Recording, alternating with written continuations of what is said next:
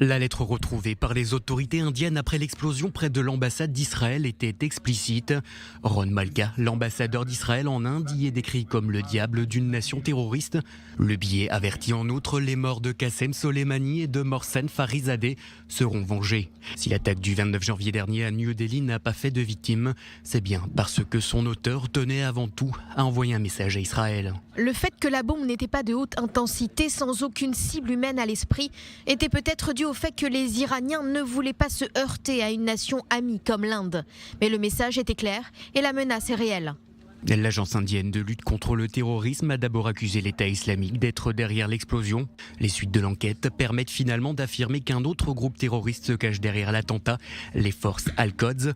Selon le rapport indien, cette unité d'élite du corps des gardiens de la révolution islamique a délibérément laissé des traces sur la toile, autrement dit des cybermarqueurs, laissant penser à une attaque de l'État islamique.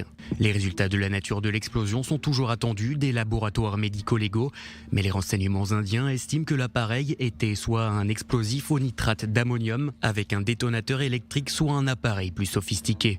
Ces informations surviennent alors que les menaces iraniennes se font de plus en plus pressantes. Ce dimanche, le ministre iranien de la Défense, Amir Khatami, a averti Israël. Si Jérusalem va trop loin dans ses menaces, Téhéran n'hésitera pas à frapper l'État hébreu. Les villes de Haïfa et de Tel Aviv seront détruites.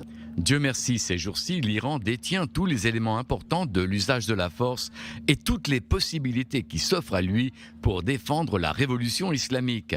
Les sionistes sont désespérés, ils s'entourent de murs. Même son de cloche pour l'ambassadeur iranien auprès de l'ONU. En février dernier, le diplomate affirmait déjà que la République islamique était prête à répondre par une réponse écrasante à toute menace.